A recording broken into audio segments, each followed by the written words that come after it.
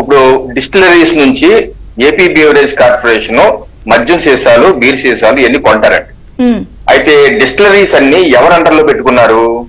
జగన్ ప్రభుత్వం వచ్చాక మొత్తం జగన్ యొక్క బినామీలు, అది ఆదాన్ డిస్టిలరీస్ కావచ్చు, లేకపోతే గతంలో వేరే వాళ్ళు ఉంటే వాళ్ళని కబ్జా చేసిన మిథున్ రెడ్డి లాంటి వారు కావచ్చు, రకరకాల వ్యక్తులు వీళ్ళు కబ్జాలో పెట్టుకుని వాళ్ళు ఏం చేశారంటే మద్యం ధరల్ని అమాంతం 10 రూపాయలు ఉన్నదాన్ని 100 రూపాయలకు పెంచి వాళ్ళ దగ్గర అదే డిస్టిలరీస్ కి ఈ గతంలో ఆన్లైన్ లో ఆర్డర్స్ ఇచ్చేవారు, ఆన్లైన్ లో కాకుండా మాన్యువల్ గా ఆర్డర్స్ ఇచ్చి నాసి రకంగా తయారు చేసే డిస్టిలరీకే 100,000 కోట్లు ఆర్డర్లు వాళ్ళకి ఇచ్చేసి వాళ్ళ దగ్గర నుంచి ఒక్కొక్క లిక్కర్ కేసు మీద 150 రూపాయల నుంచి 250 రూపాయల వరకు క్యాష్ డబ్బులు లంచాలు వాళ్ళ దగ్గర లంచాలు తీసుకు, అంటే ప్రభుత్వం ఎక్కువ డబ్బులు వాళ్ళు పే చేస్తే వాళ్ళు క్యాష్ డ్రా చేసి క్యాష్ ఈ మనిషికి సునీల్ రెడ్డికో లేకపోతే కసిరెడ్డి రాజశేఖర రెడ్డికో ఇచ్చేస్తారు.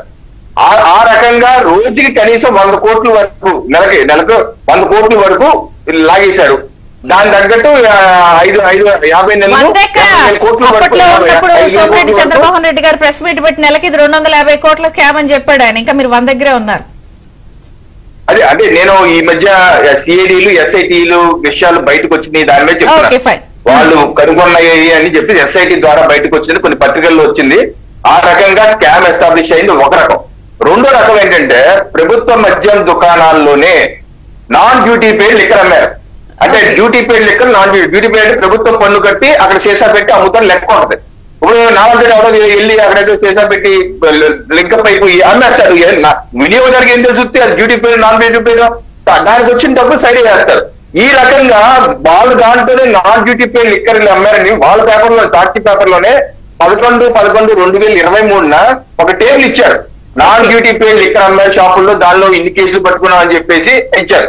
నేను ఎందుకు చూపిస్తానంటే కొంతమంది అంటున్నారు ఈ మధ్య డిబేట్ లో, మేము ఎక్కడ అమ్మాము నాన్ డ్యూటీ పెయిడ్ లిక్కర్, ఎక్కడ అమ్మలేదు, అభూత కల్పన మీరు అన్నారు. మీ పేపర్లో రాశారు నాన్ డ్యూటీ పెయిడ్ లిక్కర్ అమ్ముతుంటే మేము పట్టుకున్నాను. పట్టుకుంది ఎంత ఉంది? సో ఈ రకంగా 2 రకాలుగా క్యాష్ జనరేట్ చేశారు. ఇప్పుడు సమస్య ఏంటంటే డిజిటల్ ట్రాన్సాక్షన్స్ లేకుండా క్యాషే ప్రభుత్వ మద్యం దుకాణాలు ఎందుకు తీసుకున్నారు? దానికి మోడస్ ఆపరేండో ఏంటి?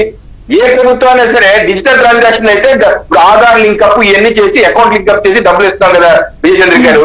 అలాంటప్పుడు మద్యం దుకాణాల్లో కేవలం క్యాషే, లాస్ట్ ఎన్నికలు వచ్చేంత వరకు క్యాష్ ఎందుకు పెట్టారు? మీరు తయారీ దగ్గర బాటిల్ కి ఇంత అని అది సపరేట్, షాప్ వచ్చిన తర్వాత ట్రాన్సాక్షన్ లెక్క సపరేట్. ఇప్పుడు బాటిల్ తయారు అయిపోయిన తర్వాత ఫుల్ బాటిల్ కే 15 రూపాయలు డిస్టిలరీ నుంచి అనేది ఒక చర్చ ఉంది. ఆ అమౌంట్ వేరే, షాప్ కు వచ్చే duty paid, non duty paid, లేకపోతే డిజిటల్ ట్రాన్సాక్షన్ ఈ లెక్కలు సపరేట్.